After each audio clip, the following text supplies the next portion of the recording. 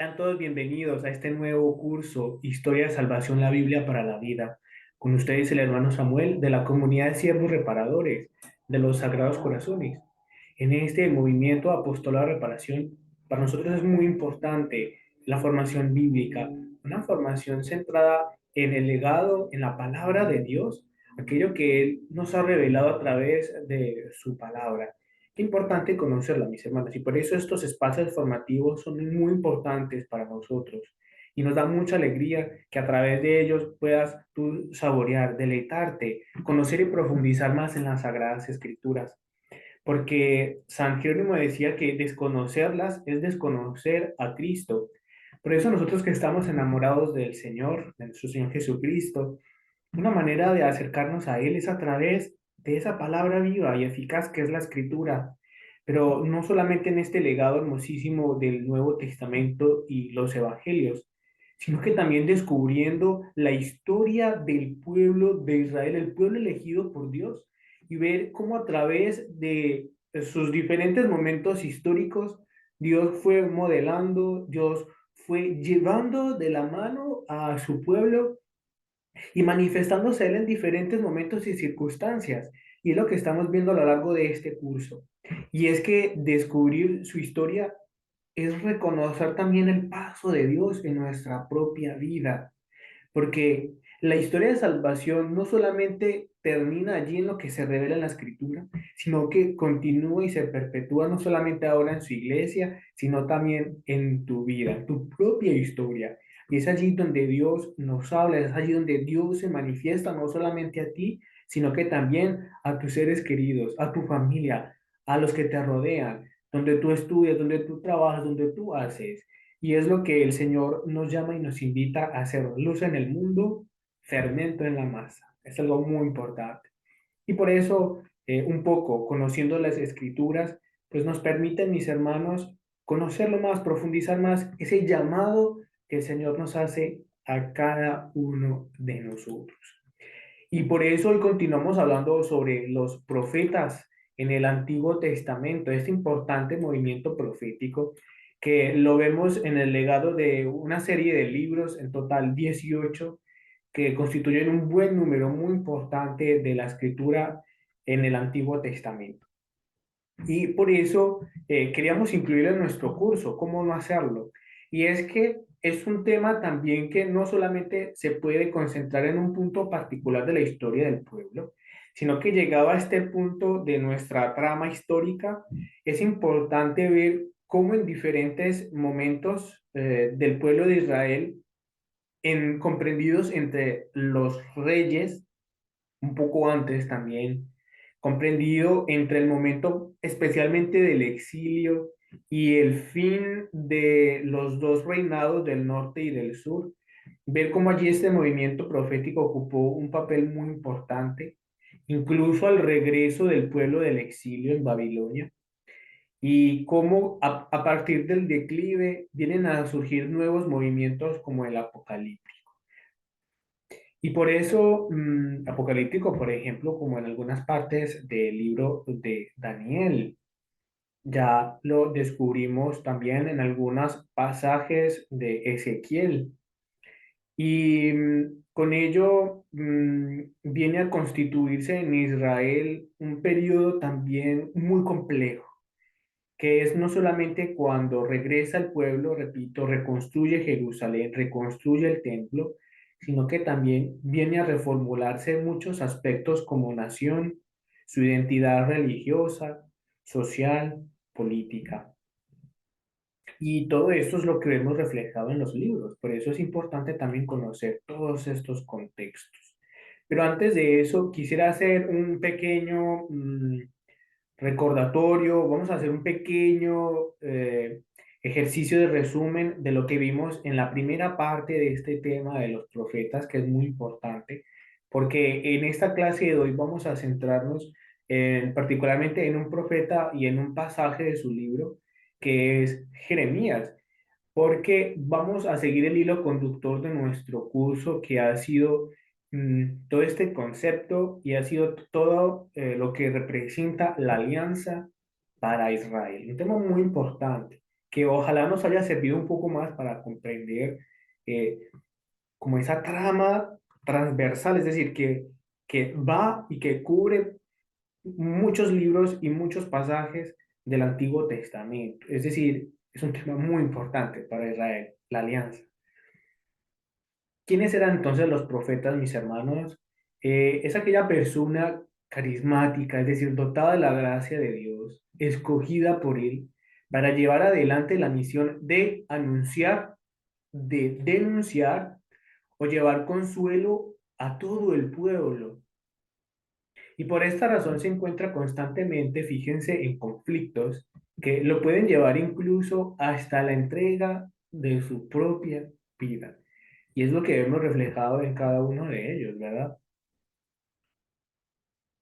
El profeta bíblico es más que un adivino. Y es que a veces nosotros tenemos esa concepción que es verdadera. En realidad los profetas tenían, por la gracia de Dios, la capacidad de descubrir sus designios sobre el pueblo y por eso debían anunciarlo. Pero es que no es solamente esa posibilidad de profetismo, lo que hoy también podríamos entender como el profeta, pero no, es que es más que ello. Principalmente, quedémonos con esto. El profeta es un intermediario, es como un puente entre Dios y los hombres. Es aquel que sabe distinguir y reconocer los signos de los tiempos en su presente histórico. Entonces, más que el futuro, lo que le anuncia a su pueblo es cómo está viviendo en el presente su relación con Dios. Y por eso su constante invitación es a cambiar, a modificar, a transformar la manera de acercarse a Dios, de ver a Dios y de dirigirse a Dios, que en última instancia es lo que va a afectar su relación con el prójimo, que es lo que ellos eh, siempre le recriminaban no solamente a los reyes, sino también a su pueblo. Abandonando a Dios, han abandonado la verdadera justicia, la verdadera santidad. Aquella santidad que implica también justicia, es decir, velar por el oprimido, por el pobre, por el que no tiene. Y es que estamos en un contexto en el que, por diferentes motivos, también políticos y económicos, la desigualdad en el pueblo crecía muchísimo.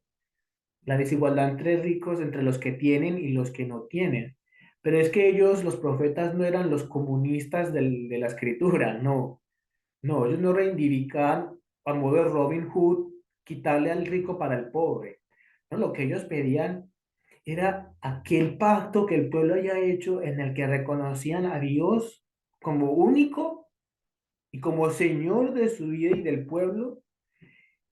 Por lo tanto, en ese caminar que se dirigía hacia Dios, en ese transcurrir de la historia, la inequidad, la injusticia no podía prevalecer, porque es que Dios no quiere el mal del, del que menos tiene, por el contrario, Dios quiere una sociedad en la que, ocupándole el centro, pueda crecer cada uno como persona en su realidad concreta, ¿verdad? Y es lo que a través de los profetas el Señor quería demostrarle a su pueblo, que por qué ellos descubrían, por qué nos invaden otros imperios, por qué nos vienen los males. Y entonces desde la óptica del pueblo de Israel descubrían que todo esto ocurre, bueno, porque en parte nos hemos alejado de Dios, pero es que frente a esos ires y venires, muchas veces el pueblo, por así decirlo, no recapacitaba, no volvía a Dios.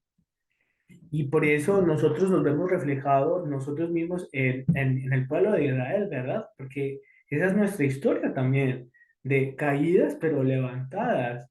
Y hoy los profetas son los sacerdotes, hoy los profetas son los padres de familia, madre y padre.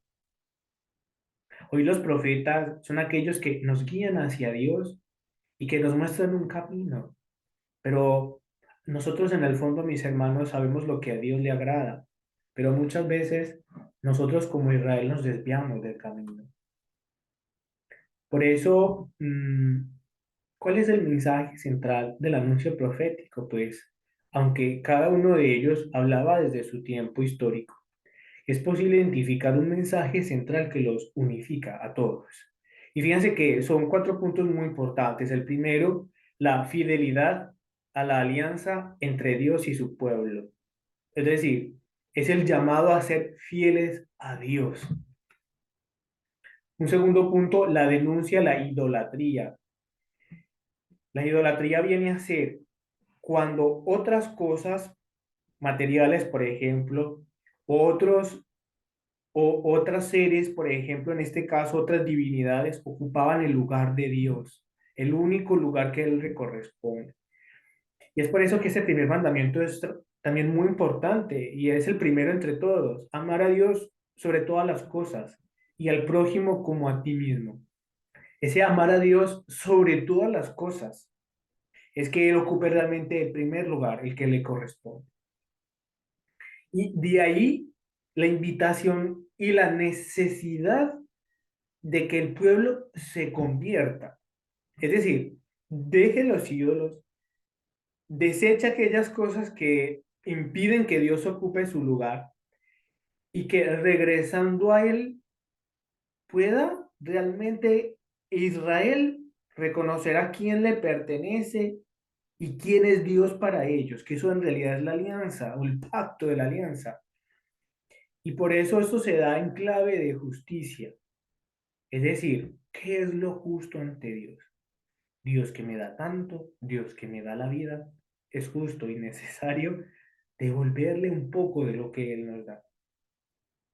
Y por eso el profeta, más que ser anunciador de calamidades o de guerras o de destrucción, el profeta siempre hace un anuncio de esperanza.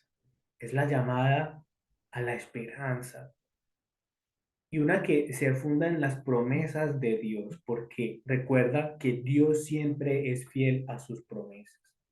Y por eso, digamos, un esquema bíblico muy importante del movimiento profético, en el que vamos descubriendo un inicio, es decir, hacíamos esa comparación, ese símil en el amanecer, cuando el sol sale, cuando llega el cenit y cuando viene el atardecer. Y es lo que hace este esquema del 1 al 6.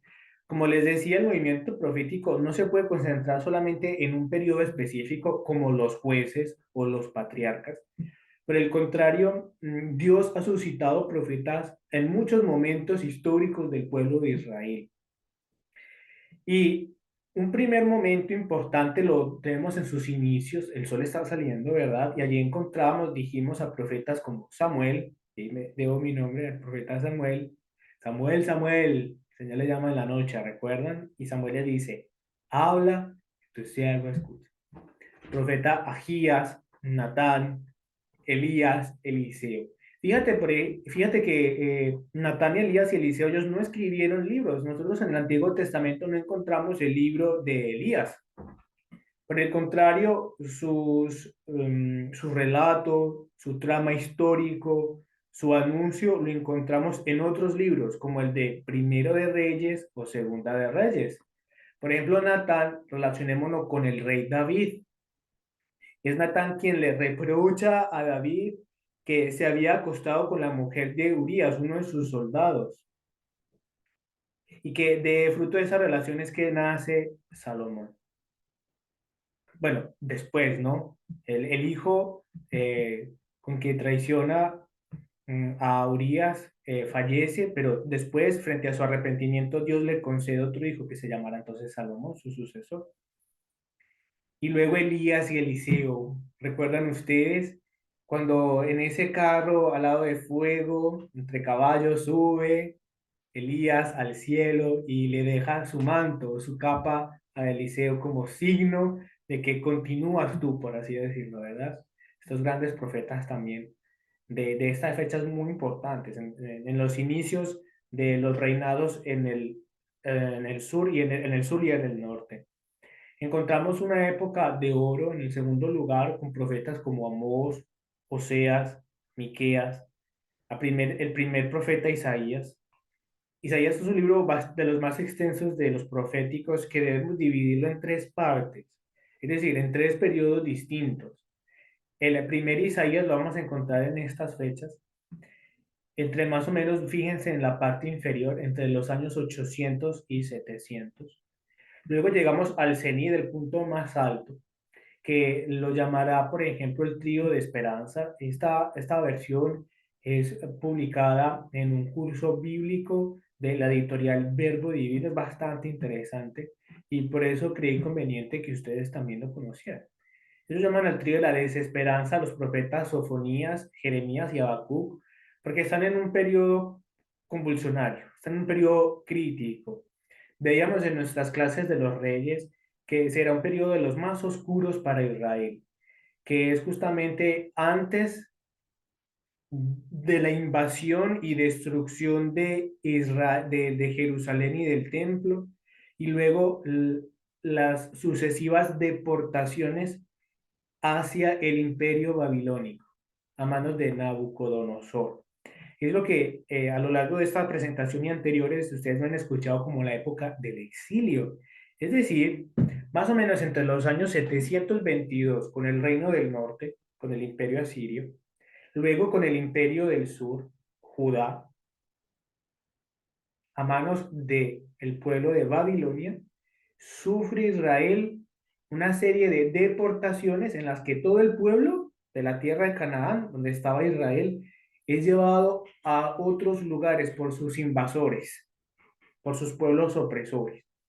Y esto significó para Israel un cambio drástico, no solamente en su manera de verse como sociedad, sino en su identidad religiosa.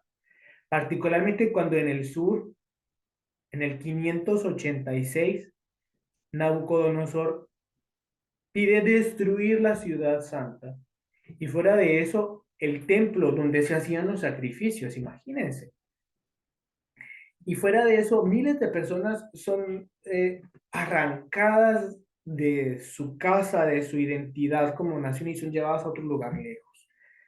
En un principio, los dignatarios, las personalidades más importantes, aquellos que sabían hacer algún oficio, eran llevados al servicio de otro rey, lejos de su tierra, lejos de su patria. Y allí están alrededor de 70 años. Estoy hablando del pueblo del norte de Judea. Imagínense, mis hermanos, un gran trauma.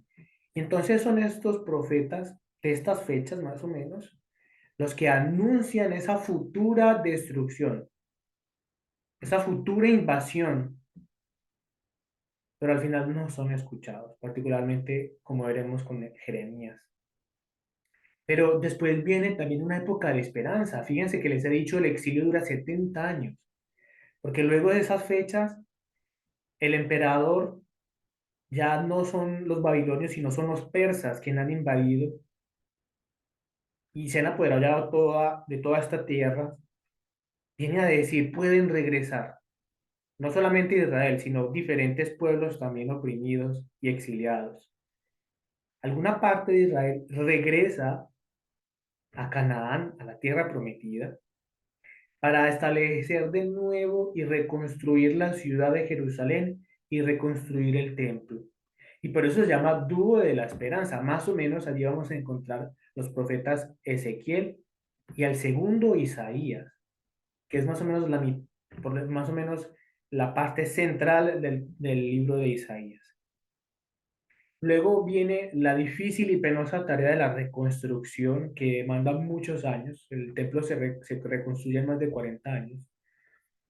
Y esto, el papel de los profetas fue entonces animar al pueblo, pero también denunciar de que no podemos relajarnos, de que es necesario retomar ese fervor para que esos sacrificios que ofrecemos a Dios sean bien hechos y sean agradables al Señor. Y entre ellos encontramos a Ageo, a la primera parte del libro de Zacarías, más o menos hasta el capítulo octavo, y al tercer Isaías. Y finalmente encontramos en el ocaso, ya en el sexto punto, a la segunda parte del libro de Zacarías y a Joel. Después, fíjense, del año 400 más o menos. Importante entonces, mis hermanos, reconocer, mire, estamos en un lapso más o menos del 1050 con Samuel, quien unge, por ejemplo, al primer rey, Saúl, hasta el ocaso, el 450. Pero en un caso no quiere decir que termine la profecía, sino que da comienzo a una nueva expresión, por así decirlo, profética, pero que ya tendrá una corriente en un sentido apocalíptico, que es este lenguaje cifrado que transmite un mensaje concreto, particularmente a ese contexto histórico, pero con un amplio sentido, también metafórico. Y es lo que encontramos después en el libro del Nuevo Testamento que lleva su mismo nombre, el Apocalipsis. Fíjate, más o menos, así como un plus, es en estas fechas donde después del ocaso, en el 450 en adelante, donde se irán a desarrollar la mayoría de escritos del Pentateuco. Es en estas fechas donde vamos a encontrar, por ejemplo, la redacción del libro del Génesis, después del exilio, y así los diferentes libros del Pentateuco, repito, como Crónicas, como Levítico, pero no es que se haya totalmente escrito en estas fechas. Se habla a nivel de los estudios bíblicos que justamente es en estas fechas donde se da la redacción final, es decir, todas esas tradiciones que vienen de antiguo y que han sido heredadas por el pueblo, que durante el exilio han sido retomadas y revaloradas, al final encuentran una redacción última que es lo que ha llegado hasta nosotros. Por ejemplo, en estas fechas también, incluso hasta el siglo tercero antes de Cristo, vamos a encontrar también las últimas redacciones de los libros proféticos. ¿Cuáles libros proféticos? Pues justamente estos que encontramos acá. Es que fíjense, grandes personajes del Antiguo Testamento son considerados profetas, como no solamente como Samuel en el caso que les acabo de mencionar, sino también en el caso, repito, bueno, disculpen, en el caso de Abraham o también Moisés, el gran profeta Moisés, así también le llaman en la misma escritura, aquel que entregó las tablas de la ley. Y es que estos dos personajes lo son por su importancia, pero también porque han sabido discernir la voz de Dios que les llamaba y que les pedía y les anunciaba una tarea, una labor importante. Y es que fíjate que ambos de alguna manera han sido mediadores, una de las definiciones que le daba del profeta, han sido mediadores entre Dios y su pueblo. Por eso son importantes considerarlos. Y es que hablando de Moisés, hablando del profeta de Moisés, a él el Señor le profetiza también que vendrá el profeta. Y por eso algunas interpretaciones nos vienen a decir que ese anuncio del profeta se viene a cumplir justamente en Jesucristo, único mediador entre Dios y los hombres, hija. Por eso es importante a partir de ello distinguir una clasificación, es decir, una división, una separación para comprender mejor un poco más la figura del profeta. Y por eso lo vamos a hacer en dos, que yo ya te he mencionado un poco. Por una parte están los profetas que no han escrito ningún libro o que no han dejado escritos, o los profetas que son escritores, es decir, que sí nos han legado algo de ellos mismos, de su labor profética, de su anuncio.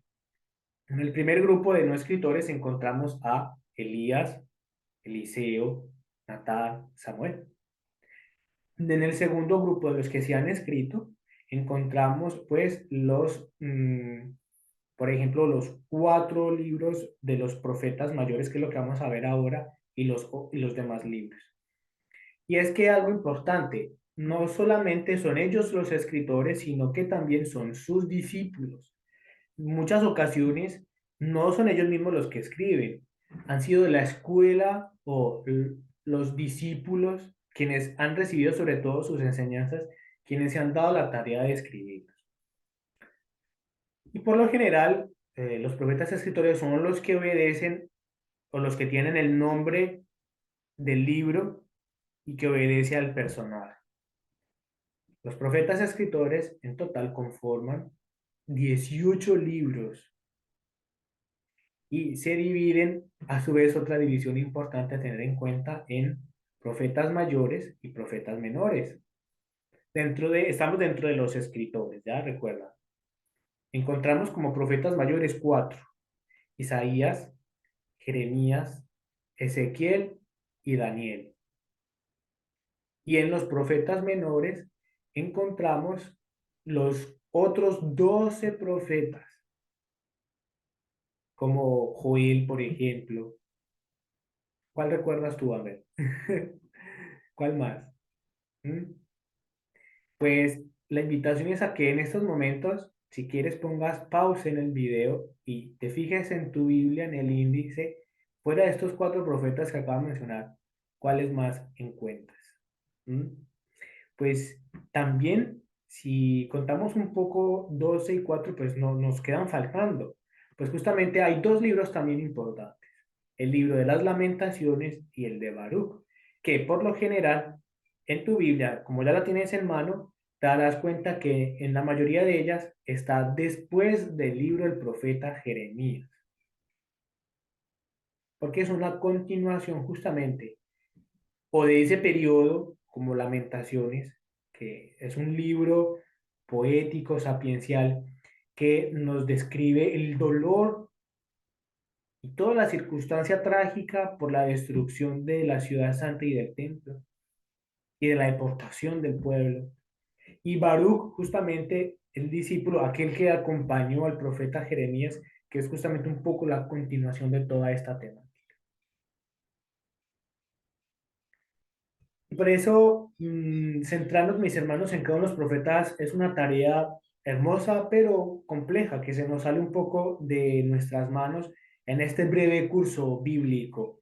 Y por eso la invitación es que, por eso te pido que tomes Biblia en mano y revises. Esa es una revisada, una pequeña lectura así rápida de los diferentes libros proféticos que encuentras.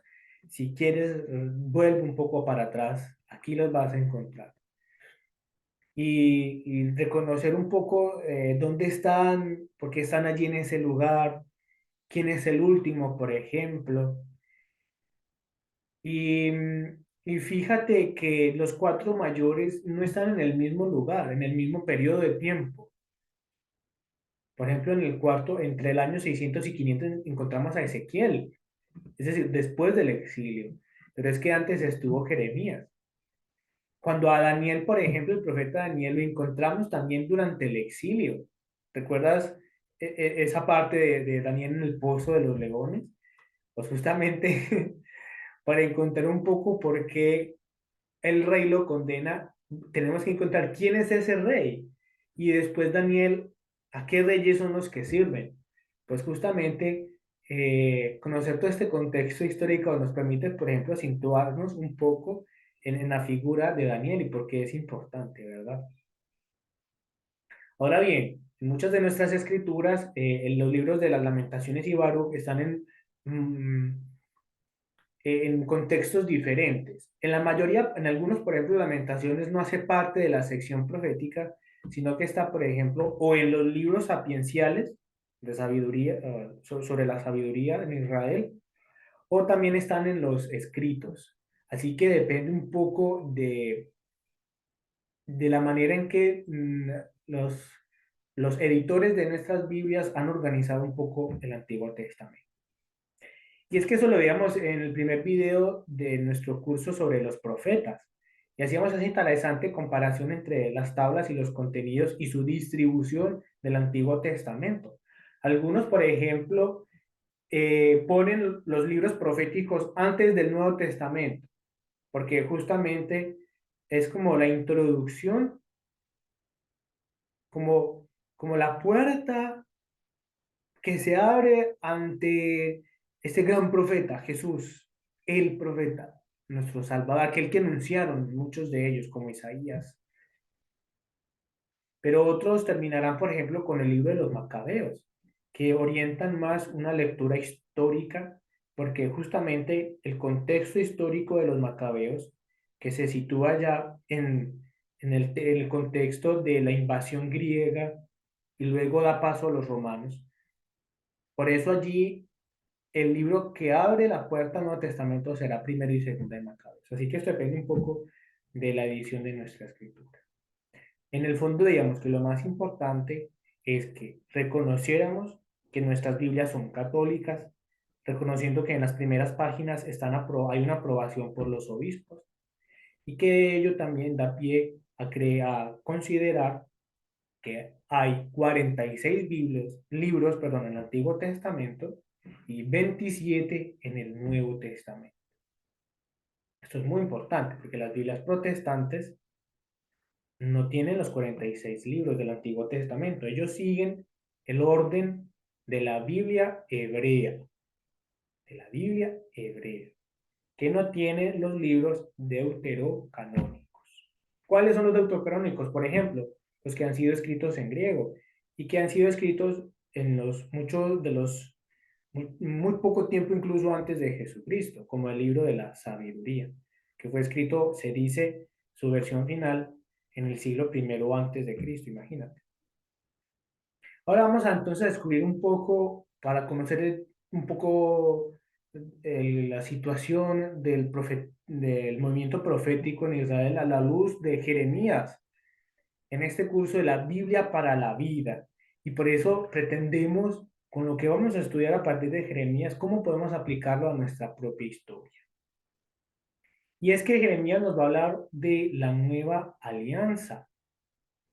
Y es que la época que vive Jeremías es bastante conflictiva, como les comentaba a cada uno de ustedes.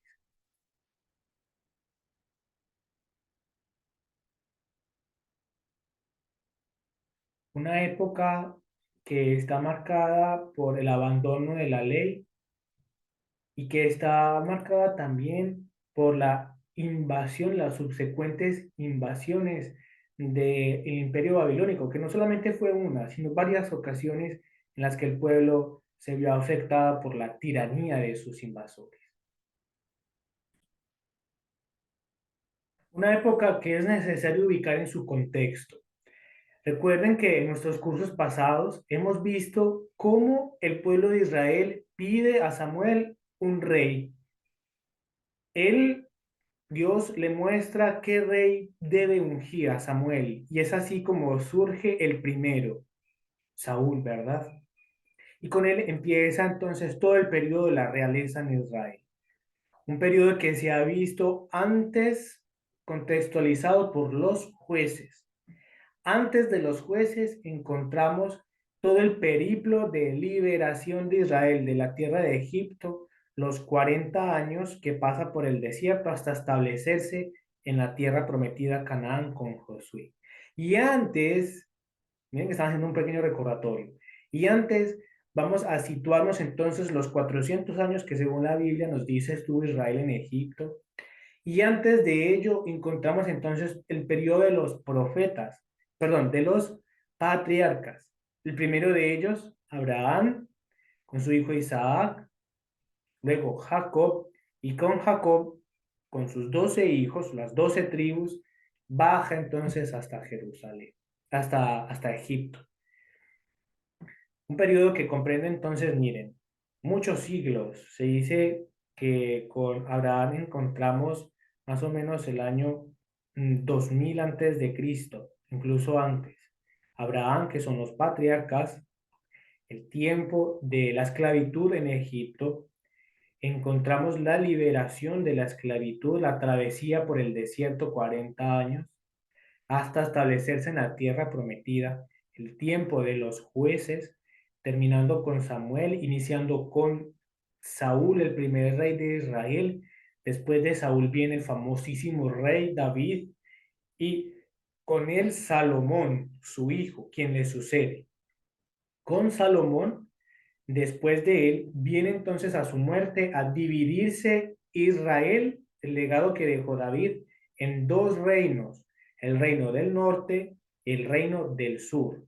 En el norte vamos a encontrar las 10 tribus de Israel y en el sur vamos a encontrar la tribu de Judá, ¿ya? Una tribu muy importante.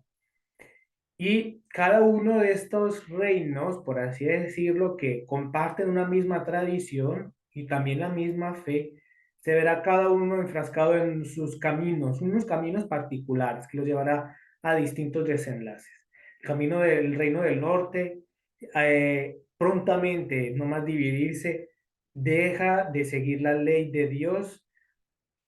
Con el tiempo sus reyes acogen nuevos dioses, ya no ofrecen el sacrificio en Jerusalén, en el templo, crean sus propios ídolos, sus propios dioses, sus propios sacrificios, sus propios sacerdotes. Allí encontramos el profetismo, por ejemplo, de Elías y Eliseo, y luego en el sur encontramos toda la dinastía de David. Durante toda su existencia, estamos más o menos en el año 900 antes de Cristo, hasta el 586, vamos a encontrar la descendencia de David, la dinastía davídica. Por el contrario, esa dinastía se rompe en el reino del norte y allí no vamos a encontrar solo una dinastía, sino llegamos a encontrar hasta 11 tipos de familias reales reinantes por diferentes tramas de muerte, de guerra civil, de enfrentamiento, de envenenamiento. Y se dice que uno de esos es la consecuencia de dejar de seguir a Dios, ¿verdad? Finalmente, el reino del norte es invadido por el imperio del Asiria, otro reino, un imperio muy importante que se fue expandiendo mucho desde Mesopotamia y que invade el reino del norte, no llega a ir hasta el sur, hasta el reino del sur, y vence a este reino, se apodera y destruye Samaria, y en ese año exilia al pueblo de Israel. Los reyes asirios, por el contrario, envían personas de diferentes regiones a ocupar el territorio de Israel en el norte, y es allí cuando se crea todo un mestizaje, lo que hace que a los ojos de los israelitas del Reino del Sur sean considerados después como impuros, como paganos, porque se han mezclado con otras culturas, con otros reinos, con otros dioses. Y es lo que vemos después en la época de Jesús, la rivalidad entre los judíos y los samaritanos. De allí viene. Por el contrario, el reino del sur subsiste algún tiempo más, un par de siglos más, un siglo y más un poquito, hasta la fatídica fecha del 586. Pero esa fecha no es la única del exilio. Antes ya han ocurrido dos más. Bueno, uno muy importante, que es más o menos 20 años antes de ese suceso, en el que Nabucodonosor se lleva al rey, al heredero, que solamente está 3 meses, con él su madre, los notables y los más importantes, los que también desarrollan algún oficio, como les comentaba antes, y se suma alrededor de 2000 personas. Y todos ellos se los lleva entonces a la ciudad de Babilonia. Ya no estamos hablando del imperio asirio, estamos hablando ya del imperio babilónico, que se apodera de toda esta zona, incluso llegando hasta Egipto. Y por eso es en este preciso momento, en este siglo sexto tan convulsionado, tan trágico para Israel, es donde ubicamos al profeta Jeremías. La época que vive Jeremías, que él vive más o menos entre el 627 al 587 a.C., es un momento trágico para Judá. Babilonia surge como una gran potencia y poco a poco va dominando las tierras y pueblos que encuentra a su paso. Egipto teme la amenaza babilónica y procura utilizar a Judá como un tapón que ayude a bloquear la invasión de Babilonia sobre su territorio. Judá es un torbellino político y en esta circunstancia surge la voz del profeta Jeremías para hacer escuchar la voz de Yahvé. Y por eso, frente a esa tragedia que se anuncia, Dios, recuerden que a través de sus instrumentos también da un mensaje de esperanza, como les decía. Y es lo que vamos a leer ahora en este hermosísimo pasaje del libro de Jeremías, capítulo 31, versículos 31 al 34, que es donde vamos a descubrir la nueva alianza, una nueva alianza que el Señor promete y quiere hacer con su pueblo. Y los invito a leerlo un poco con detalle, prestando atención a estos colores. Fíjense que he resaltado y que he señalado en los verbos, particularmente en rojo, que nos van a brindar un poco una idea hacia dónde se dirige el texto y cuál es la intencionalidad del autor.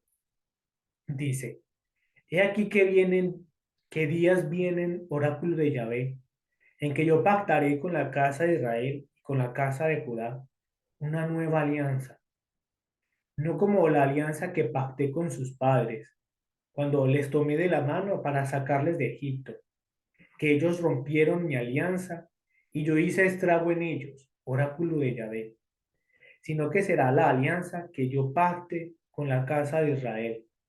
Después de aquellos días, oráculo de Yahvé, pondré mi ley en su interior y sobre sus corazones la escribiré.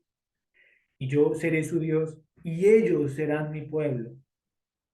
Ya no tendrán que adoctrinar más el uno a su prójimo, ni el otro a su hermano, diciendo, conocer a Yahvé, pues todos ellos me conocerán, del más chico al más grande, oráculo de Yahvé.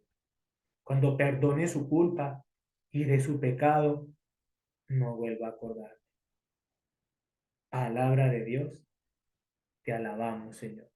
Fíjate que aquí están señalados dos frases muy importantes. He aquí que vienen días y después de aquellos días. Nos está hablando de un futuro, ¿verdad?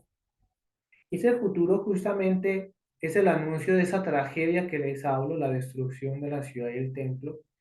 Pero es que eso no es la última palabra. La destrucción no tiene el último veredicto. Por el contrario, a través de esas ruinas, Dios viene a reconstruir a su pueblo. Dios viene a establecer esa nueva alianza. Y por eso fíjate que en este texto el concepto de la alianza o de pacto es muy importante. Porque fíjate que ya Dios no se está dirigiendo solamente al pueblo de Judea, que es donde predicó Jeremías, es decir, el reino del sur. Recuerda, la descendencia de David. No, ya no solamente se dirige a ellos. Mira que está diciendo el versículo 31b que yo pactaré con la casa de Israel. Pero fíjate, y con la casa de Judá. Para Dios no hay división, para Él todos son su pueblo, son sus hijos muy amados. Y quiere reconstruir con ellos su nación, su pueblo. Y por eso yo te invito en estos momentos a que te concentres y con detalle degustemos un poco este texto y encontremos unos puntos de reflexión muy importantes que quisieras que siguieras conmigo, ¿te parece?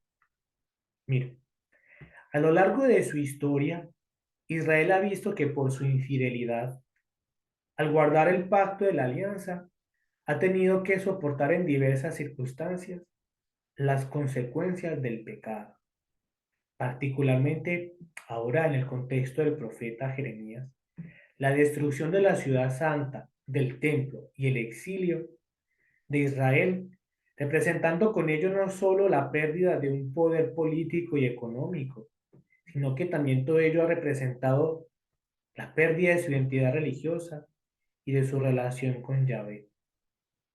Es decir, esa infidelidad que el pueblo ha descubierto a lo largo de su historia, ahora se ve concretada justamente en toda esta situación tan difícil que le toca afrontar. Y es que, entonces, ¿por qué la necesidad de una nueva alianza si ya hay una? Cabría preguntarnos. Porque es que si Dios es fiel, ¿acaso Él se arrepiente de sus promesas?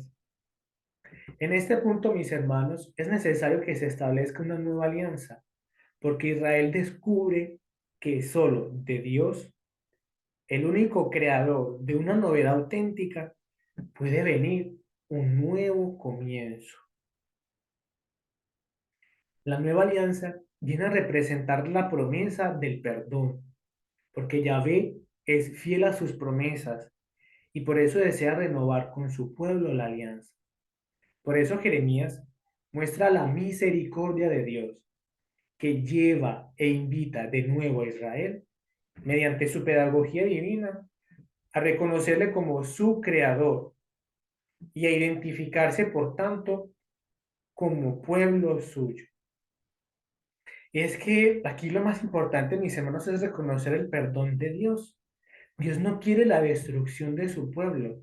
Por el contrario, Dios, que es fiel, permanece junto a él en esos momentos de dificultad. Y por eso es que el profeta les anuncia esta esperanza. Es una voz de esperanza, de que hay futuro, de que no todo está perdido. Y es lo que a nosotros debe decirnos hoy el texto. Dios también con nosotros quiere hacer una nueva alianza. Cada vez que nosotros, fíjate, nos vamos a confesar, cada vez que nos arrepentimos de verdad de nuestros pecados, estamos renovando ese pacto de amor que Él hace contigo, renovando esa historia de amor que viene a establecer en tu historia, porque Él es fiel, Él no puede desmentirse a sí mismo. Él es nuestro buen pastor y nosotros sus ovejas y por eso nos cuida y por eso nos quiere y te quiere. Puesto que Israel reconoce que la tragedia que vive es la consecuencia del alejamiento de la ley de Dios y del abandono de ella por parte de sus reyes.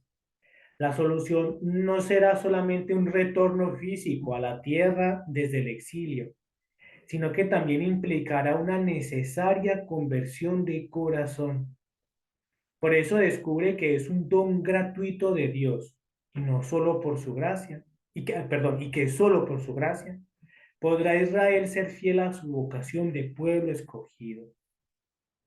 Por eso el profeta Jeremías, en cambio, preanuncia una alianza sustancialmente nueva, es decir, distinta a la que se nos ha dado en el Sinaí, por ejemplo. ¿Recuerdan ustedes? Por eso he hablado en esta presentación de Moisés y las tablas.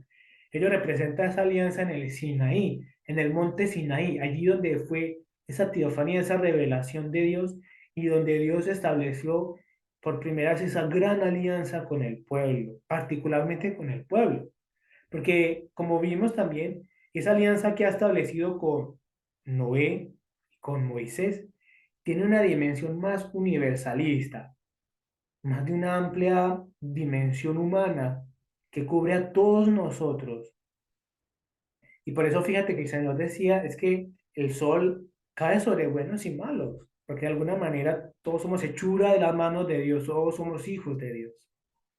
Pero es que aquí, tras todo esto que ha tocado vivir el pueblo, él va descubriendo el don de Dios, su gracia, por medio de estas profetas, estas palabras del profeta Jeremías.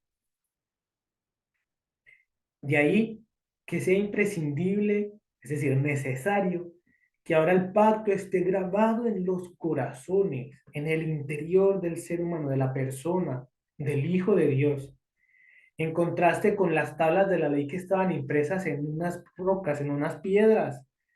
Y fíjate que ese es el signo, pensaba hace poco, de cuando Moisés encuentra, baja del Sinaí, encuentra al pueblo adorando al becerro de oro, las rompe, las quiebra.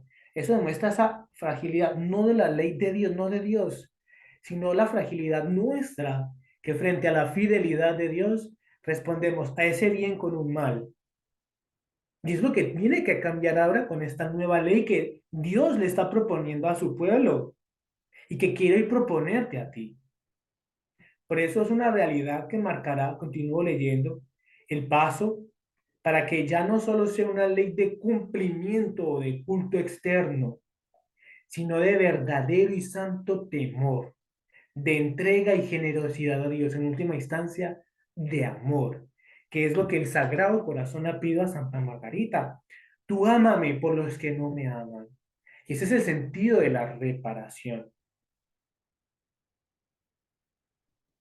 Y en parte, mis hermanos, es una profecía que se ha cumplido. Fíjate, esa nueva alianza se ha realizado cuando el pueblo regresa del exilio.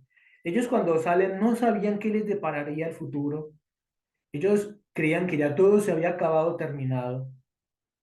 Imagínate, una nación, la nación santa elegida por Dios, constituida, establecida en su tierra, de un momento a otro se desgarra y tiene que salir lejos, sin saber para dónde ni cuándo regresan, o si regresan, o si vivirán, pero al final, regresando a la tierra de Israel, reconstruyendo la nación de alguna manera, porque serían oprimidos por otros pueblos. De alguna manera, ese gesto abre esa esperanza que yo les decía. Y de alguna manera esa profecía se ha cumplido.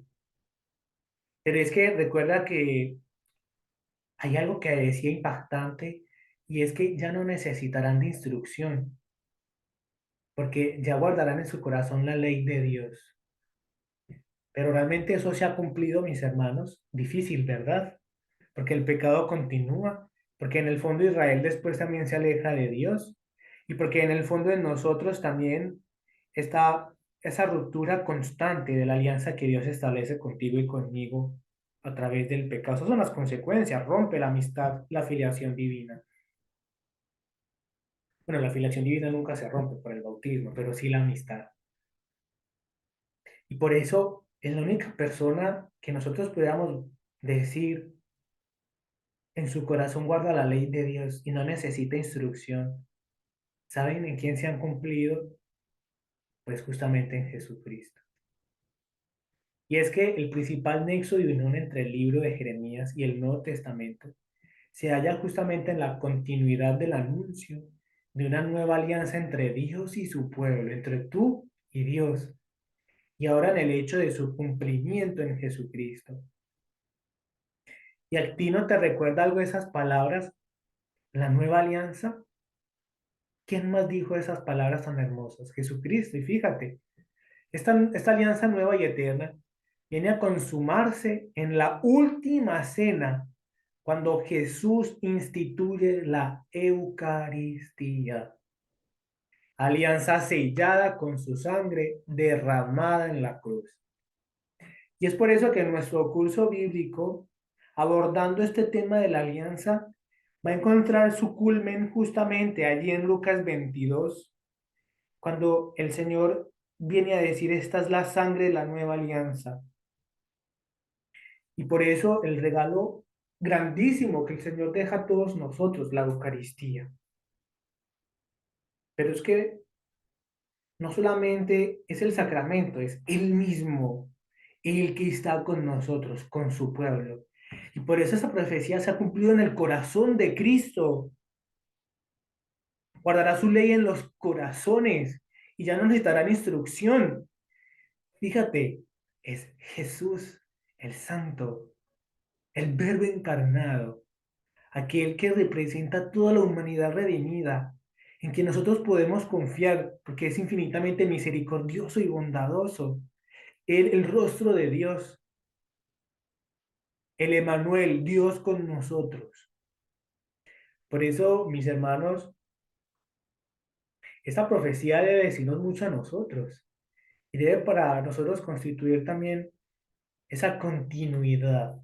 El Antiguo Testamento no ha terminado. El Antiguo Testamento continúa en la figura de Jesucristo, un Antiguo Testamento que le anuncia, que le prefigura, pero también donde encontramos una gran riqueza que es importante y necesaria conocerla. Porque es que fíjate, son las escrituras que todavía continúan como tal para el pueblo judío. Hoy hablando ahora, para ellos es muy importante. Son las escrituras que también nos han llegado a nosotros y que nosotros las releemos a la luz del Espíritu Santo y a la luz de la encarnación del Verbo, Jesucristo nuestro Señor. Y es que en su redención todo tiene sentido, en su redención todo queda cumplido. Por eso, mis hermanos, hacia allá apunta nuestro curso bíblico, pero es que no termina solo en Jesús, el principio de la historia, principio y fin, un principio que se va desarrollando y continúa todavía en su iglesia y en cada uno de nosotros. Por eso, mis hermanos, qué importante perseverar en este curso bíblico, qué importante leer la escritura, qué importante sobre todo reconocer en ella mi vida y cómo Dios me habla al hoy, al presente, reflejándome en este pueblo que se aleja, pero que regrese a Dios, pero sobre todo en un Dios infinitamente bueno y misericordioso. Y por eso te damos las gracias por perseverar y por estar con nosotros y por habernos acompañado en este día. Continúa con nosotros, porque todavía no hemos terminado, todavía nos faltan muchos temas por descubrir. Así que mucho ánimo, Dios te bendiga. Y recuerda qué lindo poder retomar otra vez este hermoso texto de Jeremías 31, 31, 35. La nueva alianza. Dios los bendiga. Muchas gracias.